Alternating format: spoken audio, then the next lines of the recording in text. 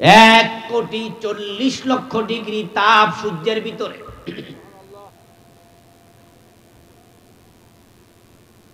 এই তাপ থেকে পৃথিবীতে তাপ আসে চৈত্র মাসে মাত্র বাংলাদেশে 33, 34, 35 ডিগ্রি। এতে কুয়ার পানি গরম হয়ে যায়, কুত্তা জিহ্বা বের করে হাঁপায়। আমরা টিনের ঘরে বসে থাকতে পারি না, হাত ফাঁকা নিয়ে গাছতলা গিয়া গামছা গায়ে দিয়ে বসে থাকা লাগে, ঠিক না? তাপমাত্রা মাত্র 35, 36। আর সূর্যের ভিতরে আছে 1,40,00,000 ডিগ্রি। যেখানে রড বানায়, আয়রন মিল, লোহা বানানোর ফ্যাক্টরি, ওখানে গেলে দেখবেন আগুন কেমনে দাউ দাউ করে জ্বলছে। বিশাল বড় বড় লৌহখণ্ড আগুনের ভিতরে ঢুকাইয়া দেয়, তারপরে আগুন এটাকে মোমের মতো একবারে নরম বানায়া দেয়, পানির কাছাকাছি বানায়া দেয়। মোম গলে গেলে যেমন হয়, লোহাটা গলে এমন হয়। তারপরে সেখানে চার্জ দেয়া আছে, আর্টস দেয়া আছে, এর ভিতরে ওগুলো ঢুকে যায়। 500টি রড, 300টি রড, 400টি রড। রডের গায়ে লেখা দেখবেন KSRM, BSRM। ওখানে চাষের ভিতরে এভাবে অক্ষর দেয়া আছে। এগুলো মোমের মতো গলে তারপরে রড তৈরি হয়। সেই আগুন রড গলায়া ফেলে, আগুন লোহা গলায়া ফেলে। ওই আগুনের তাপমাত্রা মাত্র 1338 ডিগ্রি সেলসিয়াস, 1300, 1350, 1400 ডিগ্রি সেলসিয়াস। অতটুকু আগুন দিলে লোহা পর্যন্ত পানি হইয়া যায়। আর সূর্যের ভিতরে আছে 1,40,00,000 ডিগ্রি। ওই সূর্য পৃথিবীর উপরে পড়লে পৃথিবীর কি হবে?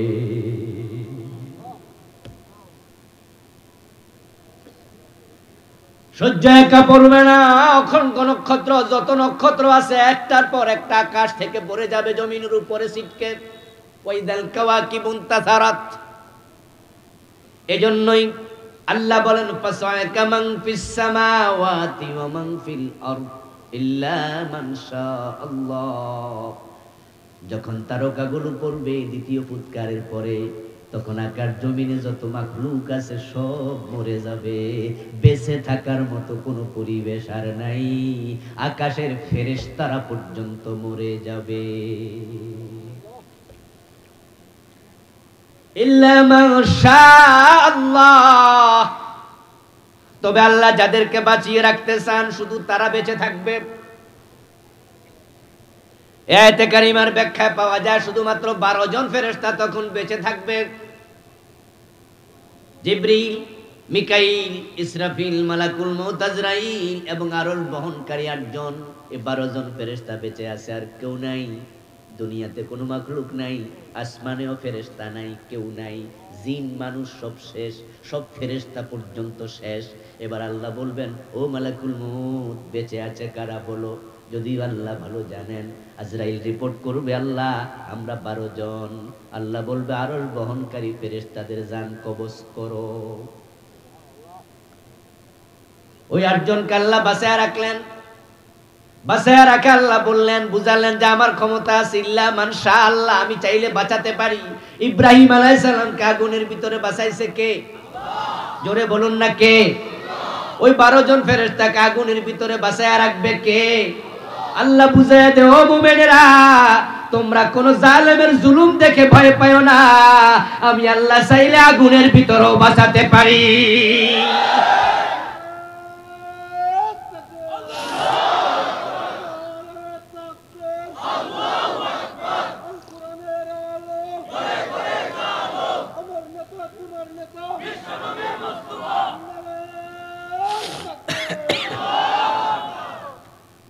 আমার বন্ধু, এর মাঝে আমাদের জন্য শিক্ষণীয় আছে, আছে না নাই?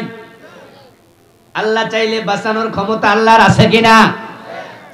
তো আমাদের দুশমনদের দুশমনি আগুনের চেয়ে আরো জঘন্য নাকি? সুতরাং ভয় পাওয়ার কোনো কারণ নাই। আল্লাহু ওয়ালিয়্যুল্লাযীনা আমানু। কুরআন মাজিদ আল্লাহ বলছেন, যারা মুমিন হয় আল্লাহ তাদের বন্ধু হয়ে যায়। কুরআন মাজিদ আল্লাহ তাআলা বলেছেন, যারা মুমিন, মুমিনদের বিপদের সময় মুমিনদেরকে সাহায্য করার দায়িত্ব আল্লাহ নিজ হাতে তুলে নেন। সুতরাং আল্লাহর মতো বন্ধু থাকতে, আল্লাহর মতো সাহায্যকারী থাকতে কখনো মুমিনরা হতাশ হওয়া যাবে না। হতাশ হইতে মানা করছে কে? ইয়েস, ওয়ালা তাহিনু ওয়ালা তাহজানু ওয়া আনতুমুল আ'লাউনা ইন কুনতুম মুমিনিন। তোমরা হতাশ হইও না, তোমরা দুশ্চিন্তা করো না, তোমরাই বিজয়ী হবে যদি মুমিন হতে পারো। সুবহানাল্লাহ। ওয়া কানা হাক্কান আলাইনা নাসরুল মুমিনিন। আল্লাহর কেমনে বুঝাইতো? কত সুন্দর করে আল্লাহ বলে দিলেন, মুমিন যদি হও, মুমিনদেরকে সাহায্য করা আমি আল্লাহর দায়িত্ব। তবে আল্লাহর একটা সুন্নাহ আছে, নীতি আছে, নিয়ম আছে। নিয়মটা হলো আল্লাহর সাহায্য সেখানে শুরু হয়, মুমিনদের চেষ্টা যেখানে শেষ হয়। ইব্রাহিম নবীকে আল্লাহ সাহায্য করছে আগুনে পড়ার পরে। মূসা নবীকে 12টা রাস্তা সাগরে বানাইছে সাগরের তীরে পৌঁছার পরে। ইউসুফ নবীর দরজা আল্লাহ জুলাইখার লাগানো দরজা খুলে দিছে দৌড়াতে দৌড়াতে দরজা পর্যন্ত যাওয়ার পরে। নবী মুহাম্মদ সাল্লাল্লাহু আলাইহি ওয়াসাল্লামের জন্য বদরের দিন 5000 ফেরেশতা পাঠাইছে বদরের মাঠে যাওয়ার পরে। ইন তানসুরুল্লাহ ইয়ানসুরকুম। কোরআনের বক্তব্য হলো আল্লাহর সাহায্য যদি পেতে চাও তোমরা আগে আগাও। তোমরা যদি আল্লাহর দ্বীনকে সহযোগিতা করার জন্য বের হও, তাহলে আল্লাহ কয় আমি আল্লাহর দায়িত্ব হয়ে আমি সাহায্য শুরু করি। বাংলাদেশে আলেম ওলামা আমরা এখনো সাহায্য পাই নাই। এখনো আমরা ঝুঁকি নিয়ে চলি, টেনশন নিয়ে চলি, কখন কি হয়ে যায় বলা যায় না। আমরা সাহায্য না পাওয়া প্রমাণ করে আমাদের চেষ্টা এখনো শেষ হয় নাই। সুতরাং মাঠ ছেড়ে দেয়া যাবে না, আল্লাহর জমিনে তার দিন কায়েমের চেষ্টা চালায়া যেতেই হবে। আর আমাদের সাহায্য আল্লাহ তাআলার পক্ষ থেকে আসবে যখন আল্লাহ দেখবেন আমার বান্দাদের চেষ্টা শেষ হয়েছে। চেষ্টা শেষ হওয়ার আগে সাহায্য পাওয়ার সম্ভাবনা কম, তাই চেষ্টা চালাতেই। এখন যাদের ভালো লাগবে না তারা থেমে যান, থেমে গেলে জাহান্নাম। আর যারা চান যে না আমরা জান্নাতে যেতে চাই, আপনাকে জান্নাতের পথে দৌড়াতে হবে। দৌড়াতে যাইয়া দিনের বিজয় খাদিজা দেখে মরে নাই, সুমাইয়া দেখে মরে নাই, দিনের বিজয় আমির হামজা দেখে মরে নাই। এমনও তো হতে পারে আপনার শাহাদাতের পরে দিনের বিজয় হবে।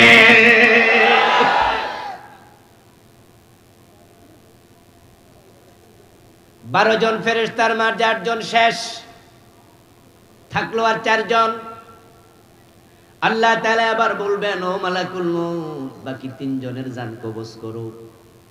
বাকি 3 জনের জান কবজ করা হলো। এবার আল্লাহ প্রশ্ন করবেন কে আছে বেঁচে? আজরাইল বলবে আমি আছি আর কেউ নাই। আল্লাহ তাআলা তখন বলবেন মুতিয়া মালাকাল মউত, ও মৃত্যুর ফেরেশতা তুইও মরে যা। সাথে সাথে আজরাইল ইন্তেকাল করবেন, মরে যাবেন। এখন আকাশ এবং জমিনে আর কেউ নাই, একমাত্র আছেন কে? কুল্লু শাইইন হালিক ইল্লা ওয়াজহাহু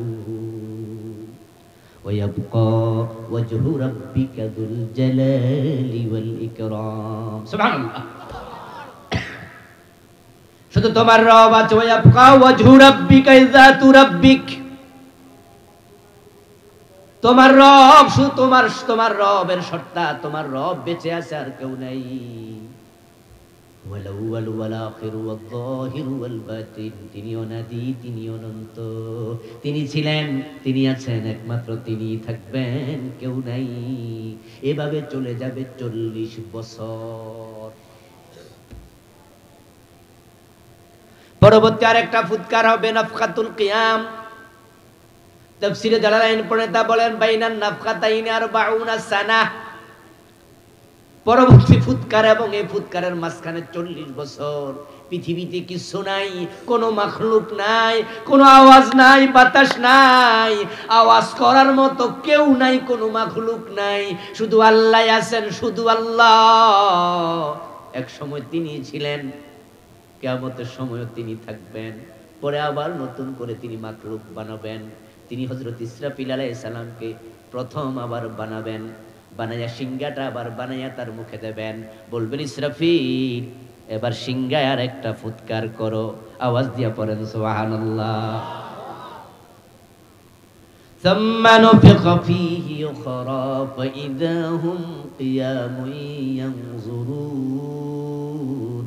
আল্লাহ বলেন ইসরাফিল এবার সিংহায় ফু দেবে, সিংহায় ফু দেওয়ার সাথে সাথে আদম থেকে কিয়ামত পর্যন্ত, প্রলয় পর্যন্ত যত মানুষ দুনিয়া আসছে সবগুলো মানুষ কবর থেকে উঠে দাঁড়াইয়া যাবে। এটার নাম নাফকাতুল কিয়াম। ফাইদা হুম কিয়ামুন ইয়ানজুরুন।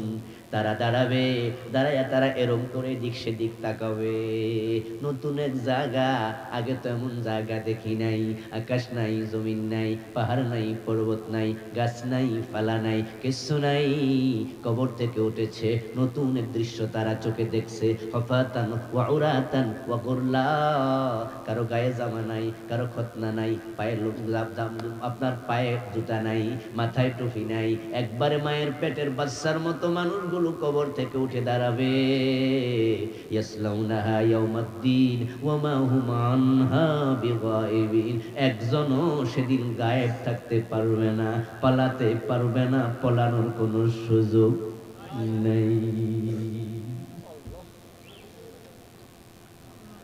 ফাঁকিবাজি যত আছে এখানে করো, সেখানে ফাঁকিবাজির কোনো রাস্তা,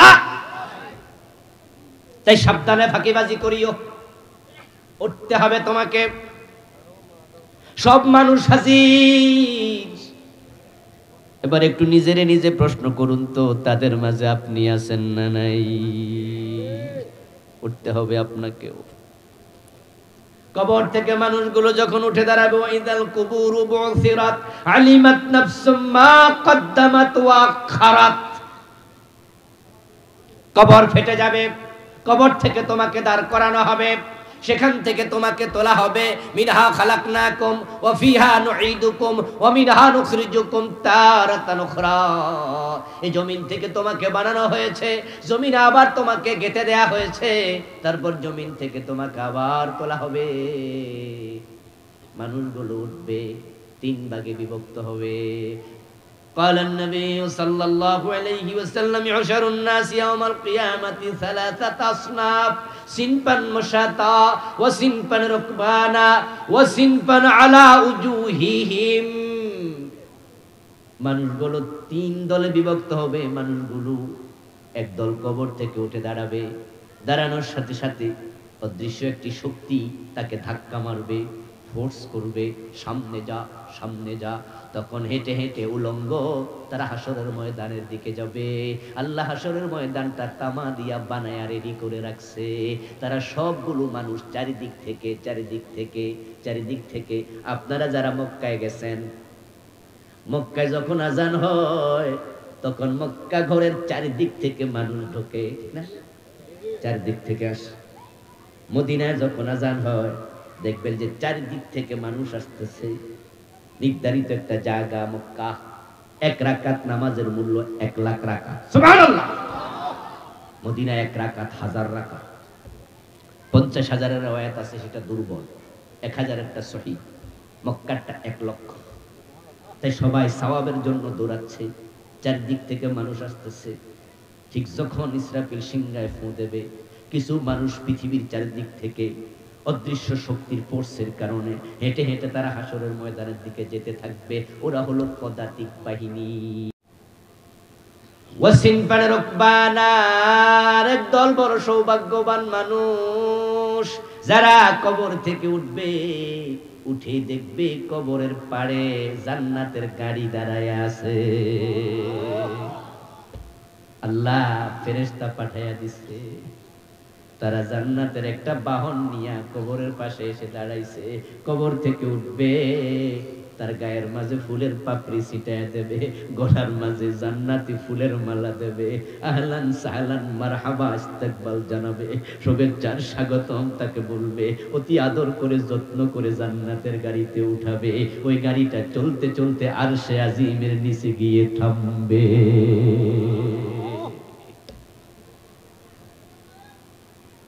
এই মানুষগুলো সেদিন আল্লাহর স্পেশাল গেস্ট হবে, আল্লাহ নিজে হবেন হোস্ট। সেদিন আল্লাহ নিজে মেহমানদারি করাবেন, তাদের ইজ্জত দেবেন, সম্মান করবেন। قال النبي صلى الله عليه وسلم سبعة يظلهم الله في ظله يوم لا ظل إلا ظله। সেদিন আল্লাহর আরশের ছায়া ছাড়া কোনো ছায়া নাই। আল্লাহ তাআলা নিজে সেদিন ওই 7 গ্রুপ মানুষকে ছায়ার ব্যবস্থা করবেন। 7 ধরনের মানুষ, এ নিয়ে আলাদা আলোচনা করতে হবে, আজকে এদিকে যাব না। 7 গ্রুপ মানুষ বড় সৌভাগ্যবান। 7টা চরিত্র অর্জন করুন, আর সে আজিমের নিচে বসার সুযোগ আপনার আমারও হবে ইনশাআল্লাহ। যারা আরশের নিচে গেল তারা সেখানে 5-7 মিনিট সময় থাকবে মাত্র, আর যারা হাসরের ময়দানে ঢুকলো তারা থাকবে 50,000 বছর।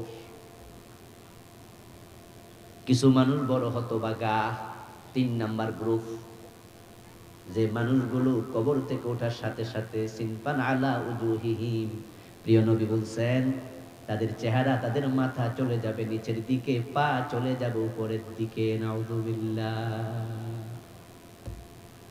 আল্লাহ তাদেরকে উল্টায়া দেবে। দুনিয়াতে কোরআন হাদিসের সাথে তাল মিলায়া চলে না, বরং উল্টা উল্টা চলে, এমন কিছু লোক আছে না নাই? আল্লাহ কয় 50, 60, 70, 80 বছর উল্টা চলছো, ঠিক আছে, আমিও তোমার কবর থেকে উল্টায়া তুলে ছাড়বো। আল্লাহ কয় চোর ধরে হাত কাটো, আপনারা কন্যা। আল্লাহ কয় ডাকাত ধরে শুলে দাও, আপনারা কন্যা। আল্লাহ কয় জানা করলে পাথর মারো, অবিবাহিত হলে 100 বেত লাগাও, আপনারা আইন বানাইছেন না, জেলে দাও। আল্লাহ তাআলার রাসূল বলে মদ পান করলে 80 বেত লাগাও, আপনারা আইন বানাইছেন উল্টা, গরিবের ছেলে মদ খাইলে জেলে দাও, ধনীর ছেলে 5 স্টার হোটেলে খাইলে তারে সেলুট দাও। ওর কোনো বিচার টিচার নাই, দরকারই নাই। আল্লাহ বলছেন ইল হুকমু ইল্লা লিল্লাহ, আমি আইন বানাইছি, আমি আইনের মালিক, আমার আইন ছাড়া কারো আইন চলবে না। আলা লাহুল খালকু ওয়াল আমরু, আমার আল্লাহ কই সৃষ্টি যার আইন চলবে শুধুই তার। আর আপনারা ব্রিটিশ আইন বানায়া, নিজের আইন বানায়া দেশ চালাচ্ছেন, উল্টা চলছেন। অপেক্ষা করুন, কবর থেকে উঠলে আল্লাহ আপনাকে উল্টায়া ছাড়বে, পলানোর জায়গা নাই। ইন্না রাব্বাকা লাবিল মিরসাদ। ও নবী, যারা উল্টা চলে তাদেরকে শোনায়া দেন, তোমার রব ঘাটিতে অপেক্ষা করছে, যাইবার জায়গা নাই। মন মতো চলছেন, মন মতো চালাচ্ছেন, জুলুম করছেন, অত্যাচার করছেন, ক্ষমতার বাহুদুরি দেখাচ্ছেন, দেখান। আমার আল্লাহর নাম সাব্বার, তিনি দারুণ ধৈর্যশীল। তাই ফেরাউনের মতো জালেমের জুলুম আল্লাহ অনেকদিন সহ্য করছে, তারপরে পানিতে ডুবাইছে। নমরুদের মতো জালেমের জুলুম আল্লাহ অনেকদিন সহ্য করছে, তারপরে জুতার বাড়ি খাওয়াইছে। আল্লাহর ধৈর্য আছে অনেক, তেমনে যা চা তাই করুন। যেমন এভাবে ছোটকালে আমরা যখন ঘুড়ি উড়াইতাম, তখন ঘুড়িটা আকাশের দিকে ছেড়ে দিতাম, ঘুড়ি আকাশ উইরা মাথা নাড়তো, আর আমরা নিচ থেকে বলতাম মাথা নাড়, অসুবিধা নাই, টেনশন নাই, কারণ নাটাই কার হাতে। ঘুড়ি যতই মাথা নাড়ুক, উপরে ওঠুক, রশি আরো ঢিল দেই, যা যা যা। ওয়ায়ামুদ্দুহুম ফি তুগয়ানিহিম ইয়ামাহুন, এই কথাটা আল্লাহ কোরআনে কয়। যারা সীমা লঙ্ঘন করে আল্লাহ রশিতে ঢিল দেয়, কয় দেখি কত করতে পারস কর। ইয়ামুদ্দুহুম, তিনি লম্বা বানায়া দেয়, ফি তুগয়ানিহিম, তাদের সীমা লঙ্ঘনে, ইয়ামাহুন, এক পর্যায়ে তারা কিং কর্তব্য বিমূঢ় হয়ে যায়। অন্যায় করতে করতে পরে কইতে বাধ্য হয়, বেশি কইরা লাইছি রে। আমার প্রিয় ভাই, উল্টে দেবে আল্লাহ। তবে এখানে মজার একটা বিষয় হলো, তারা কিন্তু মাথার উপরে হাঁটবে না, হাঁটবে মুখের উপরে। আল্লাহ মাথাটা নিচে দিছে, পাটা উল্টাইয়া দিছে, কিন্তু মাথার উপরে হাঁটাবে না, মুখটা বাঁকা করে চেহারার উপরে হাঁটাবে। ওয়াসিনফান আলা উজুহিহিম, উজুহুন শব্দটা ওয়াজহুন শব্দের বহুবচন। চেহারার উপরে হাঁটবে, কারণ যত অপরাধ মানুষ করে অধিকাংশ করে তাদের মুখ দিয়া। হারাম খায় কি দিয়া? জোরে বলুন। গীবত করে কি দিয়া? মিথ্যা বলে কি দিয়া? জগলখড়ি করে কি দিয়া? বড় বড় আলেমের বিরুদ্ধে আদালতে দাঁড়াইয়া মিথ্যা সাক্ষী দিছে কি দিয়া? দেও দেও, সামনে সময় আছে। এই দিন না, আরো দিন। এক মাঘে শীত যায় না রে ভাই। এ মুখ কাজে লাগাইয়া কত রকমের ঝামেলা করছো, কত মানুষের অশান্তি করছো। আল্লাহ মুখের উপরে তোমাকে উল্টাবে, তারপরে ফেরেশতাদেরকে বলবে পিটাও, সামনে যাক। সামনে যেতে থাকবে উল্টায়া, কিন্তু হাসরের ময়দান পর্যন্ত যেতে পারবে না।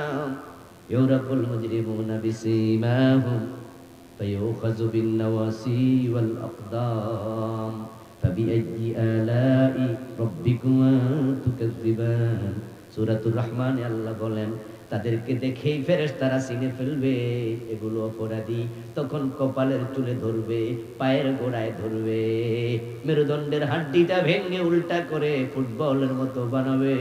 আল্লাহ বলবেন লা নুকিমু লাহুম ইয়াউমাল কিয়ামাতি ওয়াজনা, তাদের জন্য বিচারের দরকার নাই, বিনা বিচারে জাহান্নামে ফেলে দে। নাউযুবিল্লাহ। সীমা লঙ্ঘন করো না, সীমা লঙ্ঘন করো না। আল্লাহ কিন্তু কথাগুলো কোরআনে বলে তোমাদের আমাদেরকে সাবধান করতেছে, ঠিক না?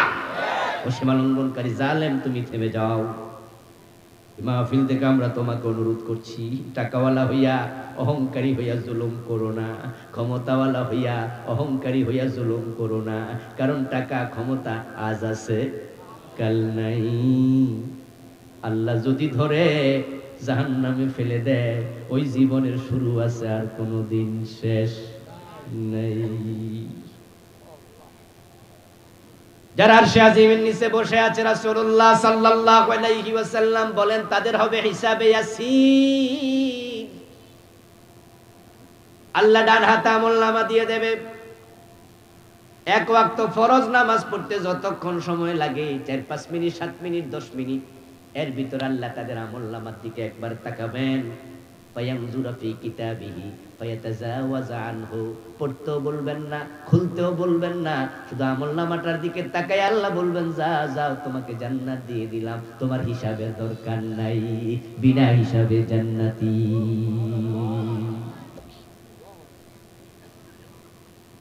ওরা সৌভাগ্যবান মুমিন, তারা চলে যাবে জান্নাতে সামান্য সময়ের ভিতরে। এখন থেকে গেল আরেক দল, যারা বেঈমান না, আবার আরশে আজিমের নিচে জায়গাও পায় না, আমলনামায় গুনাহও আছে, সওয়াবও আছে। এখন নিজেরে প্রশ্ন করুন তো, আপনি কোন দলে? আরশে আজিমের নিচে যদি জায়গা পান, তাহলে তো একবারে আপনি গোল্ডেন এ প্লাস। এখন গোল্ডেন এ প্লাস পাওয়ার জন্য ছাত্ররা যেমন পরিশ্রম করে, আখেরাতে গোল্ডেন এ প্লাস পাওয়ার জন্য আমাদেরও আল্লাহর পথে পরিশ্রম করা দরকার আছে না নাই? সেটা করতে হবে। আর যারা উল্টা চলে, আমরা তাদের দলে থাকবো না, না হয়তো আল্লাহ উল্টায়া দেবে, বিনা হিসাবে দোজক, উপায় নাই।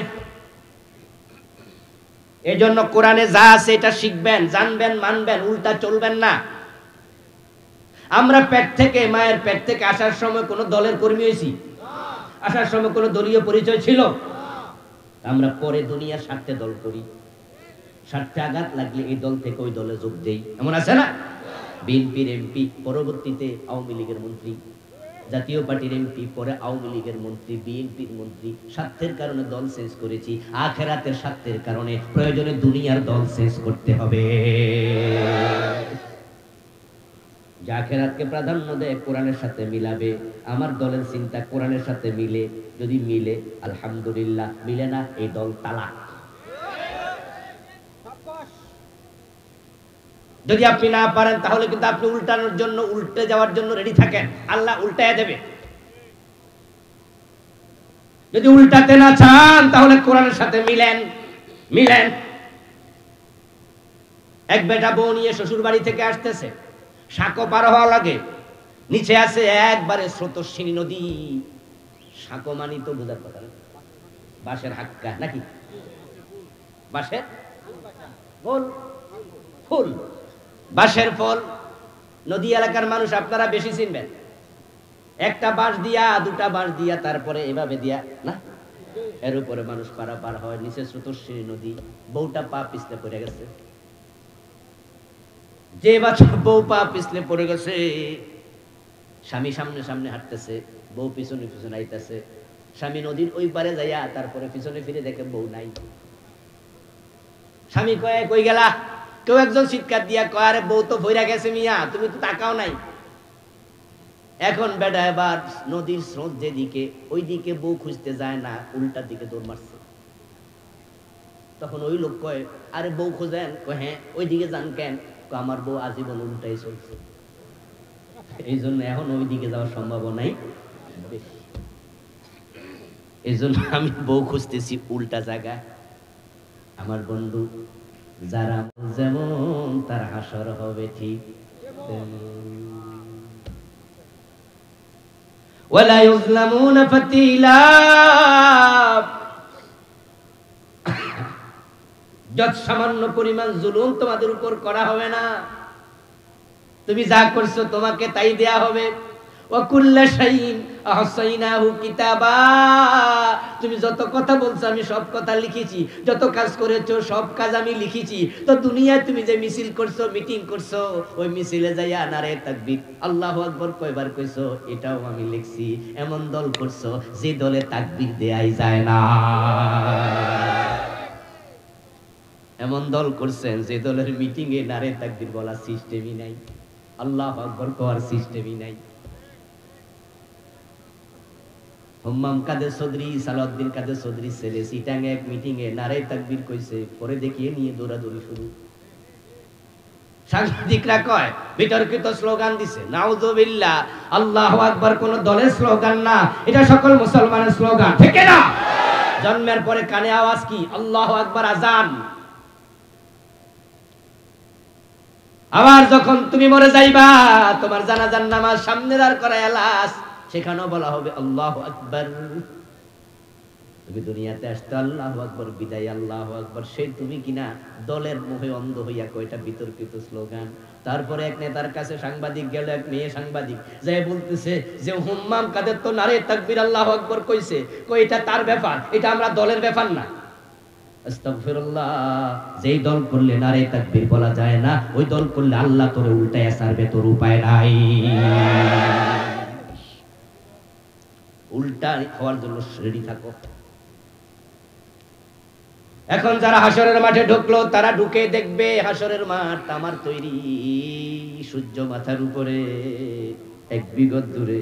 কোন কোন হাদিসে পাওয়া যায় মিকদারে মিল, সুরমাদানির শলাকার দূরত্বে সূর্য। তারপরে সেখানে 50,000 বছর গায়ের ঘাম বের হতে হতে মানুষগুলো ঘামের মাঝে ডুবে থাকবে। সূর্যের তাপের কারণে ঘামগুলো গরম পানির মতো উতরাতে থাকবে। এ লম্বা সময় থাকবেন কেমনে? মানুষের বানানো কথা নয়। তারুজুল মালাইকাতু ওয়ার রূহু ইলাইহি ফি ইয়াউমিন কানা মিকদারুহু 50 সানা।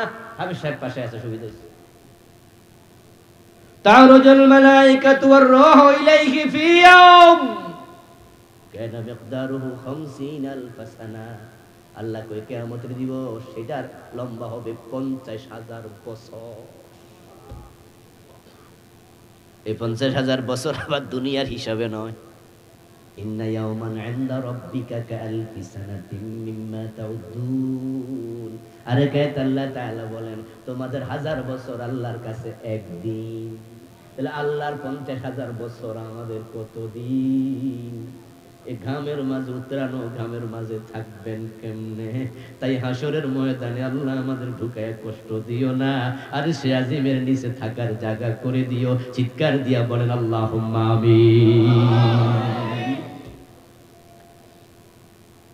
মানুষগুলো বড় কষ্টে থাকবে, তারপরে একজন আর একজনের কাছে যাবে, মাযান্নাসু বা'দুহুম ইলা বা'দিন, হলে ডুলে পড়বে, কষ্ট পাবে, একজন আরেকজনের ধাক্কা খাবে। তারা আদম নবীর কাছে যাবে, সুপারিশ করুন, আল্লাহকে বলুন, হিসাব শুরু করতে বলবে না। ঈসা নবীর কাছে, মুসা নবীর কাছে, ইব্রাহিমের কাছে যাবে। শেষ পর্যন্ত নবী মুহাম্মদ বলেন আমার কাছে আসবে, আমি বলবো আল্লাহ হিসাব শুরু করে দিন। আল্লাহ তাআলা হিসাব শুরু করবেন, বাম হাতে আমলনামা, ডান হাতে আমলনামা, সেখানেও কিছু লোক পাবে।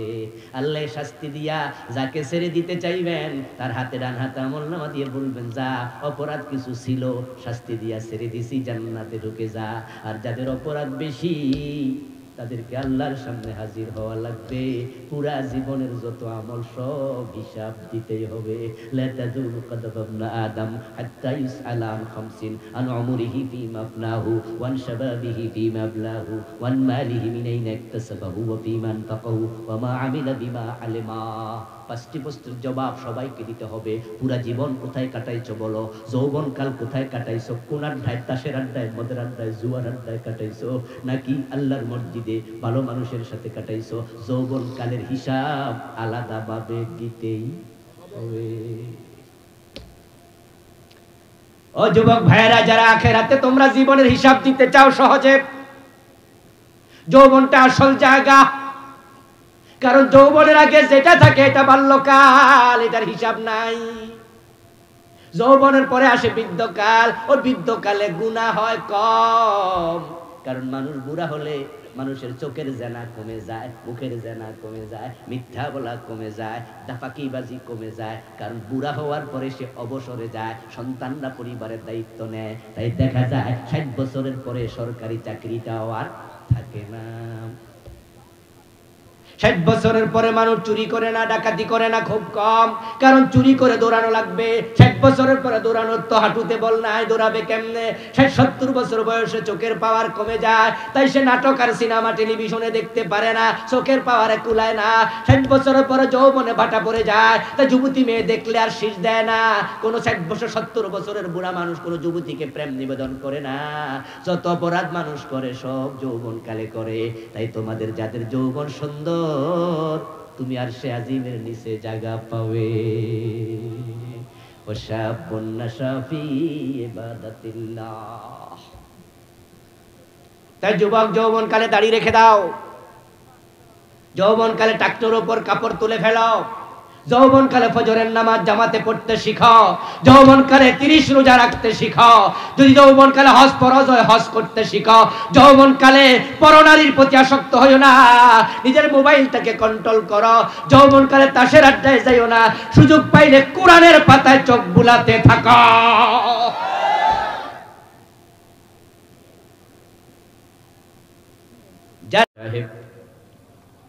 সম্মানিত প্রধান অতিথি, নিকলি বাজিতপুর সংসদীয় আসনের মাননীয় সংসদ সদস্য জননেতা জনাব আলহাজ আফজাল হোসেন সাহেব,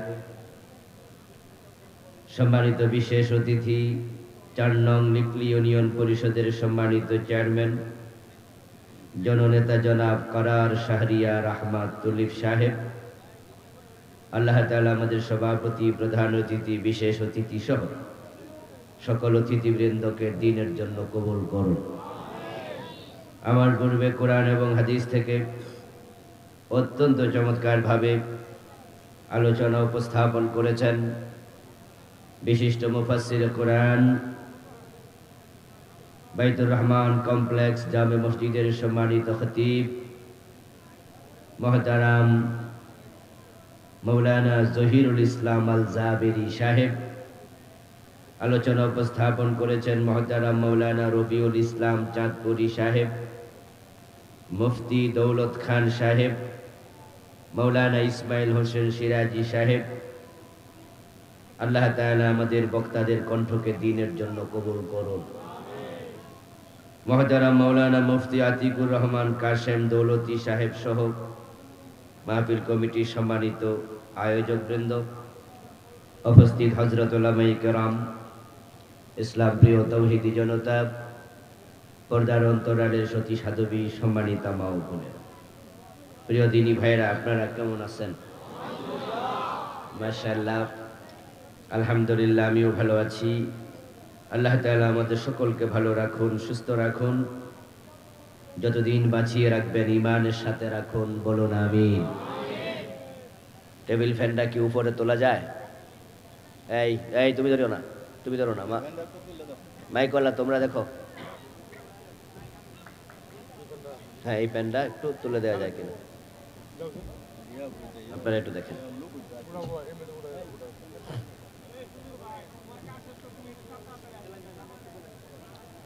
গ্যাস লাগাই দেবে নি?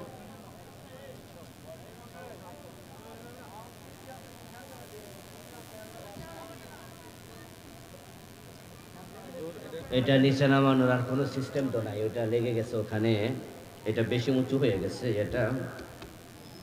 এটা না থাকলে নিচে নামানো যেত, কিন্তু কেমনে কি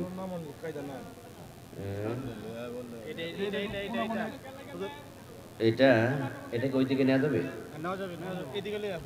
এটা এটা এক সাইড করে ফেলেন তো। হ্যাঁ, এই না, কোরআন শরীফ আছে তো, এটা ওইদিকে নেন, একদিকে টেনে নিয়ে যান, আবার ওইদিকে হোক, এদিকে একদিকে নেন, তাহলে ওইদিকে নেন, আপনার দিকে নেন। জি, সাবধান সাবধান সাবধান, আরেকটু আরেকটু। হামদান কাসীরা তাইয়িবাম মুবারাকান ফীহ। প্রিয় দিনী ভাইরা, আলোচ্য বিষয় হলো কিয়ামতের ভয়াবহতা। কিয়ামত নিয়ে আলোচনা আমরা কেন করব? কিয়ামতের আলোচনা আমাদেরকে স্মরণ করিয়ে দেয় আল্লাহর সামনে সবাইকে হাজির হওয়া লাগবেই। আর আল্লাহর সামনে হাজির হওয়ার উদ্দেশ্য একটাই, দুনিয়ার হিসাব দেয়া। মানুষকে আল্লাহ তাআলা হাসরের ময়দানে একত্রিত করবেন শুধু হিসাব নেওয়ার জন্য। আল্লাহ মানুষের আমল নামা ওজন করবেন। আল ওয়াজনু ইয়াউমাইযিনিল হক, ফাম্মা মান সাকুলাত মাওয়াজিনুহু ফাহুয়া ফি ঈশাতির রাদিয়াহ। সেদিন ওজন করা হবে আমল, এটা নিশ্চিত। ওজনের পর যার নেকের পাল্লা ভারী হবে, আল্লাহ তাআলা তাকে সন্তুষ্টির ঘর জান্নাত দিয়ে দেবেন। ওয়া আম্মা মান খাফফাত মাওয়াজিনুহু ফাউম্মুহু হাবিয়া। আর যার নেকের পাল্লা হালকা হবে, আল্লাহ তাকে জাহান্নামে ফেলে দেবেন, নাউযুবিল্লাহ। তাহলে বোঝা গেল কিয়ামত হবে হিসাবের জন্য, আমল ওজন করার জন্য। এই কিয়ামতের আলোচনাগুলো আমাদেরকে আমলের জন্য প্রস্তুত হতে শিখায়, প্রস্তুতি নিতে শিখায়। এই কিয়ামতের আলোচনা আমাদেরকে বুঝাইয়া দেবে এই দুনিয়াতে চিরস্থায়ীভাবে থাকার কোনো সুযোগ নাই। আপনি আর আমি থাকবো কেমনে? এই দুনিয়াটাই তো এক সময় থাকবে না। যেহেতু এটা থাকার জায়গা নাম, এখান থেকে চলে যেতে হবে। সুতরাং যাওয়ার জন্য সবাইকে প্রস্তুতি নেওয়া দরকার আছে না নাই? এখন যেখানে যাব ওই জীবনের শুরু আছে, আর কোনো শেষ নাই। ওখানে সফরটা বড় লম্বা। সফর যত লম্বা হয়, প্রস্তুতি তত বেশি নিতে হয়, না হয় সফরে কষ্ট বেড়ে যাবে। আপনি এখান থেকে যদি কিশোরগঞ্জ রওনা দেন, তাহলে আপনার 200-500 টাকা পকেটে থাকলে এনাফ। কিন্তু যদি আপনি ঢাকায় যান, তাহলে আপনার পকেটে টাকার একটু বেশি থাকা উচিত। বিপদ মুসিবত কখন কি হয় বলা যায় না, তাই প্রস্তুতি একটু আরো ভালো হয়। আর এখান থেকে যদি আপনি সৌদি আরব রওনা দেন তাহলে প্রস্তুতিটা হবে আরো শক্ত। এটাই তো দুনিয়ার নিয়ম। যেই সফর যত লম্বা তার প্রস্তুতি হয় তত বেশি। মরার পরে আমাদের আরেকটা জীবন শুরু হবে। মৃত্যু আমাদের জীবনের শেষ নয়, বরং নতুন জীবনের শুরু। এ নিয়ে আমাদের কারো কোনো সন্দেহ নেই। যেহেতু মরার পরে আবার একটা নতুন জীবন শুরু হবে, এ কিয়ামত হলো সব প্রাণীর মৃত্যু, যবনিকাপাত। যে ঘটনা ঘটাবে ওই ঘটনার নাম। এই পৃথিবীটা এক সময় ছিল না, এক সময় থাকবে না। আল্লাহ তাআলা কুরআন মাজিদে বলছেন, খালাকালাকুম মা ফিল আরদি জামিআ।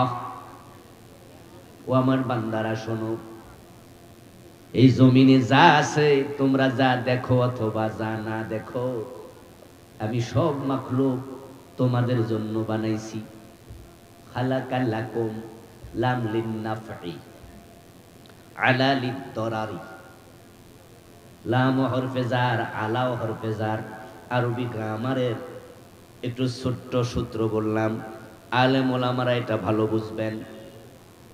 লাম শব্দটা আসে কল্যাণের অর্থে, আলা শব্দটা আসে ক্ষতির অর্থে। আল্লামু লিন-নাফঈ ওয়া আলা লিদ-দরারি। খালাকা লাকুম মা ফিল আরদি জামিআ। জমিনে যা আছে সবগুলো মাখলুক আমি তোমাদের কল্যাণের জন্য বানাইছি। তাহলে বোঝা গেল আসমানে জমিন এবং তার মধ্যস্থিত যত মাখলুক আছে, আল্লাহ এটা আমাদের কল্যাণের জন্য বানাইছে। ওয়ামা খালাকতুল জিন্না ওয়াল ইনসা ইল্লা লিয়াবুদুন। ও মানুষেরা শোনো, আর তোমাদেরকে আমি আমার ইবাদতের জন্য বানাইছি। তাহলে তামাম মাখলুক বানাইছি তোমাদের জন্য, আর তোমাদেরকে বানাইছি আমি আল্লাহর ইবাদতের জন্য। যতদিন পর্যন্ত আল্লাহর এই জমিনে আল্লাহর বান্দারা আল্লাহর ইবাদত করতে থাকবে, ততদিন তামাম মাখলুকাত এই মানুষগুলোর সেবা করতেই থাকবে।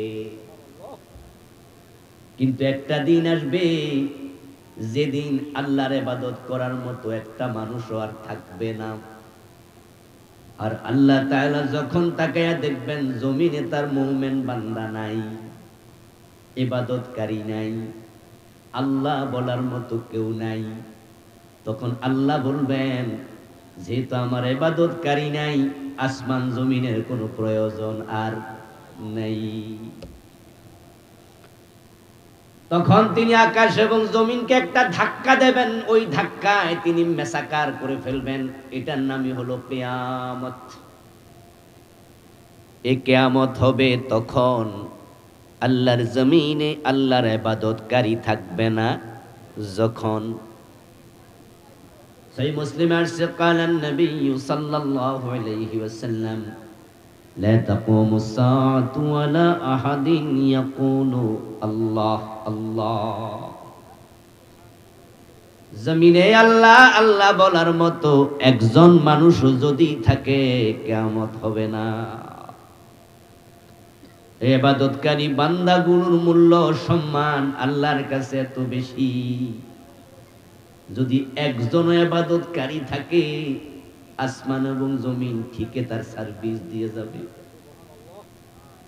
এই জমিন বিছানার কাজ করছে, আসমান মাথার উপরে সামিয়ানার মতো ছাদের কাজ করে, সূর্য আলো দেয়, চাঁদ আমাদেরকে নিয়ামত দেয়, জোয়ার দেয়, ভাটা দেয়, সাগরের পানি আমাদের পানীয়ের ব্যবস্থা করে, জমিনের মাঝে উর্বরতা দেয়, জমিনে ধান পাট তৈরিতে পানি সহযোগিতা করে, বাতাস আমাদের অক্সিজেন দেয়, তামাম মাখলুকাত আমাদের সেবা করছে, সব মাখলুকের সেবা যথারীতি চলতে থাকবে। যদি পৃথিবীতে একজন মুমিন থাকে, ওই মুমিনের উসিলায় তামাম মাখলুক চলমান থাকবে। কিন্তু যখন ইবাদতকারী থাকবে না, আসমান এবং জমিনের প্রয়োজন আর নাই, সেটাও থাকবে না। রাসূলুল্লাহ সাল্লাল্লাহু আলাইহি ওয়াসাল্লাম বলেছেন, কিয়ামত যখন ঘনায় আসবে তখন ইবাদতকারী মানুষের সংখ্যা, মুমিনের সংখ্যা দিন দিন কমতে থাকবে, প্রতিদিন কমবে, প্রতিদিন কমতে কমতে এটা শূন্যের কোঠায় যাবে। তখন কিয়ামত হবে, একদিনে কমবে না।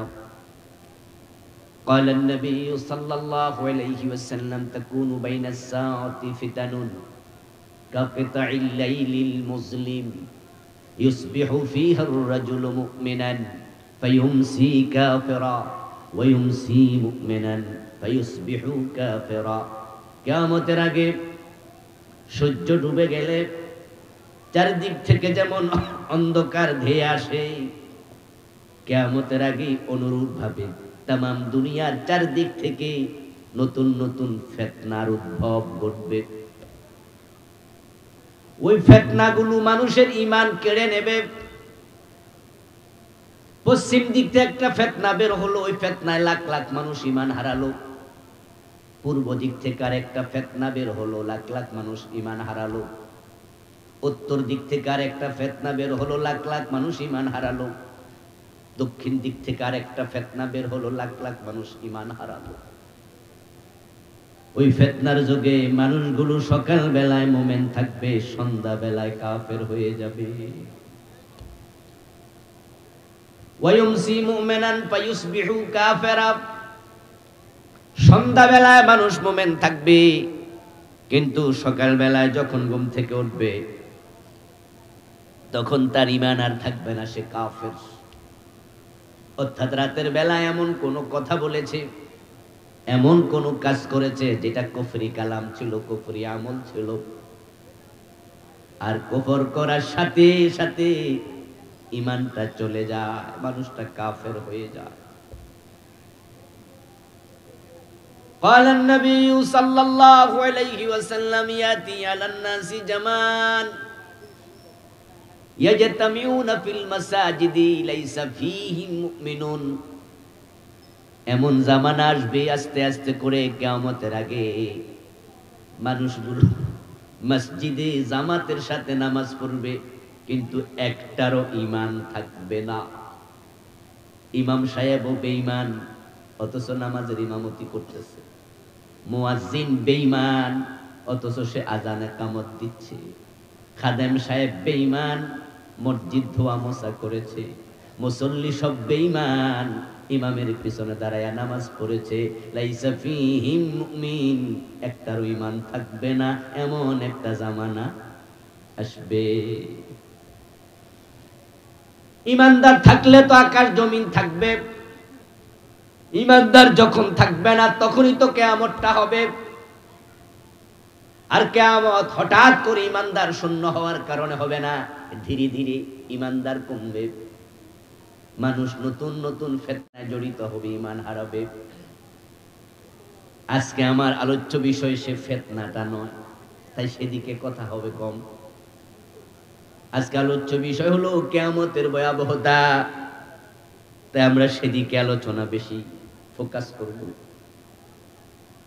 ফিতনা যখন আসবে ঈমানদার তখন কমবে।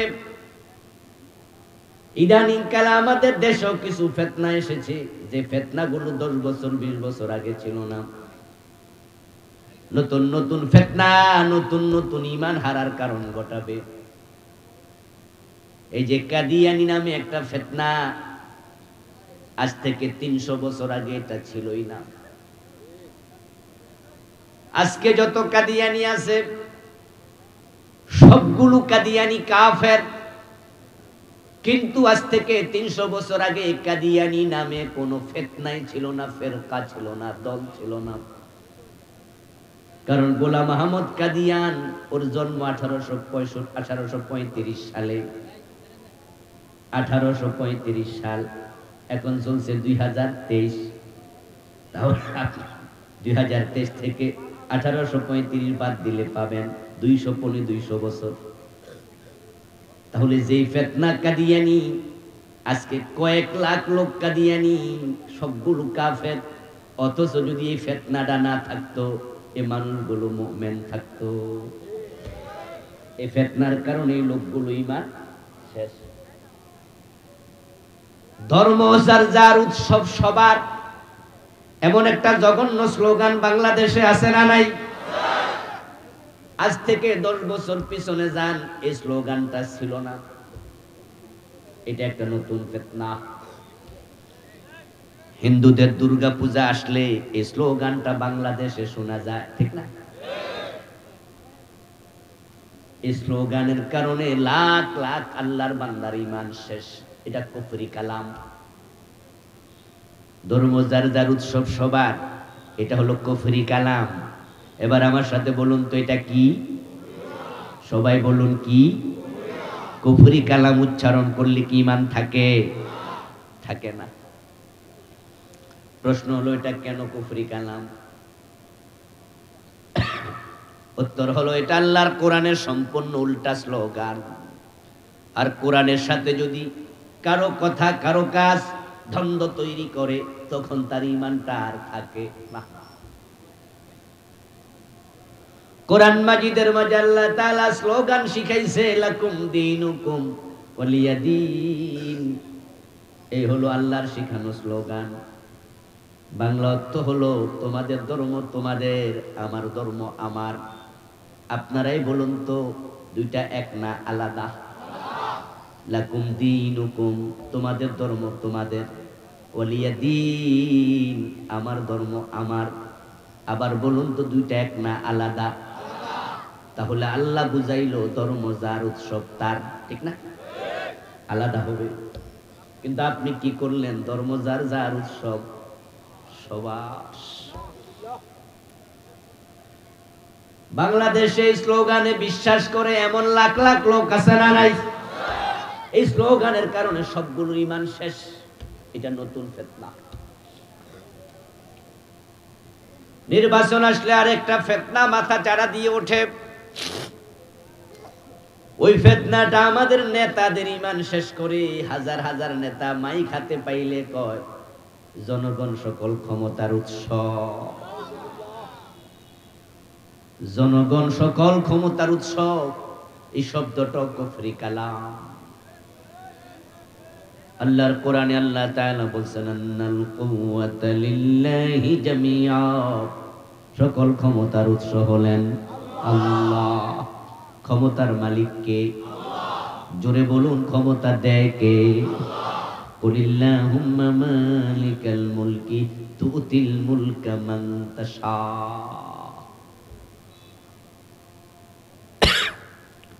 2023 সনে এক নতুন ফিতনা ছিল। আল্লাহ শুকরিয়া, ফিতনা আপাতত আমরা থামাইতে পারছি। ওই ফিতনার নাম ছিল বিবর্তনবাদের ফিতনা। যারা আপনারা শিক্ষিত সচেতন তারা জানেন। ক্লাস 6 এর সমাজ বইতে 114, 115, 116 এই 3 পৃষ্ঠার মাঝে বান্দরের ছবি দিছে, মানুষের ছবি দিছে। তারা সেখানে বুঝাইছে মানুষ নাকি বাদর থেকে এসেছে।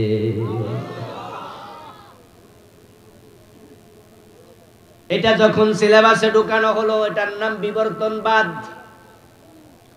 এদেশের আলেম ওলামারা প্রতিবাদ করেছে। প্রধানমন্ত্রীর কাছ পর্যন্ত আলেমদের প্রতিনিধি দল পৌঁছেছে। তখন স্বরাষ্ট্রমন্ত্রী, মাননীয় প্রধানমন্ত্রী, শিক্ষামন্ত্রী, ওনারা জানার পরে বলছে ঠিক আছে, তাহলে এটা আপাতত স্থগিত। শিক্ষা মন্ত্রণালয় সার্কুলার জারি করছে, ক্লাস 6 এর বইতে এই অংশ পড়ানো যাবে না। আমরা আলেমরা যদি প্রতিবাদ না করতাম, অলরেডি এটা সিলেবাসে আছে। আজকে বাড়িতে যাইয়া রাতে সাইয়েন, যাদের সন্তান 6 এ পড়ে, সমাজ বইতে দেখবেন 115-16 নম্বর পৃষ্ঠা, 14, 15, 16 সিলেবাসে অলরেডি এটা আছে, পড়ানো নিষেধ। সরকার এটা স্থগিত করেছে আমাদের আন্দোলনের কারণে। যদি এটা স্থগিত না করত, শুধু বিবর্তনবাদের ফিতনার কারণে কিয়ামত আরো সামনে আগায়া যাইতো। কারণ আমাদের সন্তানরা ক্লাস 6 এ সবগুলো বেঈমান হয়ে যেত। এই নতুন ফিতনা সবগুলো বাচ্চাকে আমাদের বেঈমান বানায় ছেড়ে দিত। কারণ এই বইটা শুধুমাত্র স্কুলে না, এই পাঠ্য বইটা মাদ্রাসাতেও আছে। এখন স্কুল এবং মাদ্রাসার পাঠ্য বই একই পাঠ্য বই, সাধারণ বইগুলো এক। কুরআন মাজিদ আল্লাহ তাআলা বলেন, লাকাদ খালাকনাল ইনসানা মিন সুলালাতিন মিন তিন মিন হামাইম মাসনুন মিন তিনিল লাযিব মিন সালসালিন কাল ফাখখার মিন মাইন দাফিক ইয়াখরুজু মিন বাইনিস সুলবি ওয়াত তারাইব وبث منهما رجالا كثيرا ونساء। এ হলো মানুষ সৃষ্টির রহস্য, ইতিহাস। আল্লাহ বলেন প্রথম মানুষ আদম, আর আমি আদমকে মাটি থেকে বানাইছি, বাঁদর থেকে নয়। আদম কি বানর থেকে হয়েছে না মাটি থেকে? জোরে বলুন, এ কথা বলেছেন কে? তো যিনি বানাইছে উনি কয় আমি মাটি থেকে বানাইছি, আর মিস্টার ডারউইন কয় না বান্দর থেকে হইছে। আস্তাগফিরুল্লাহ। রাসূলুল্লাহ সাল্লাল্লাহু আলাইহি ওয়াসাল্লাম আমাদেরকে মানুষ সৃষ্টির ইতিহাস শোনান। পৃথিবীর জমিনের পৃষ্ঠদেশ থেকে আল্লাহ তাআলা ফেরেশতা দিয়া মাটি সংগ্রহ করাইছে। তারপরে 60 গজ লম্বা করে আদমকে মাটি দিয়া ডিরেক্ট বানাইছে। তারপর মাটির দেহের মাঝে আল্লাহ রূহ ফুঁকে দিল। রূহটা দেহে ঢোকার সাথে সাথে ওই মাটির দেহ গোস্ত এবং রক্তের দেহতে পরিণত হয়ে গেল এক মুহূর্তের ভিতরে। আদম নবী শোয়া অবস্থায় ছিলেন। রাসূলুল্লাহ বলেন তিনি আবার শোয়া থেকে উঠে দাঁড়ালেন। দাঁড়াইয়া তিনি একটা হাসি দিলেন।